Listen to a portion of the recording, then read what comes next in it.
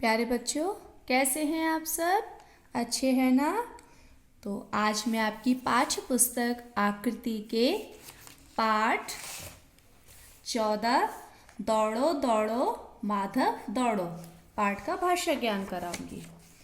देखिए, प्रश्न संख्या 5। दौड़ो शब्द से किसी काम के होने या करने का ज्ञान हो रहा है। ऐसे शब्दों को काम बताने वाले शब्द अर्थात क्रिया कहते हैं। कविता में आए क्रिया शब्दों को छांटकर लिखो।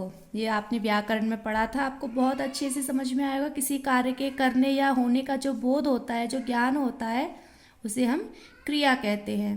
तो आपकी कविता में जितने भी क्रिया शब्द आए हैं, उन क्रिया शब्दों को आपको अपनी व्याकरण की कार्य पुस्तिका में लिखना है। ठीक है। अब देखिए प्रश्न संख्या 6। समान लय वाले शब्द लिखो। अब समान लय वाले आपको पता है, समान तुक वाले जो शब्द हमें दिया है, तो उसका जो समान तुक वाला होता है, उससे मिलता जुलता शब्द होता है, वो हमें लिखना है। देखिए ऐसे लपका, लपका का क्या हो जाएगा समान लय वाला? टपका। सांप का कांप। ठीक है। तो ऐसे ही जो शब्द दिए हैं, इनके आपको स्वयं से समान लय वाले शब्द लिखने हैं। अब देखिए गतिविधि कार्य।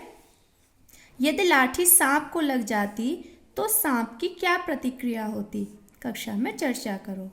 देखिए बच्चों, आपने अभी कविता पढ़ी थी, तो उसमें दिया था कि जो माधव होता है तो लाठी को ज़मीन में मारता है, जिससे कि लाठी टूट जाती है और उसके हाथ में सांप रह जाता है।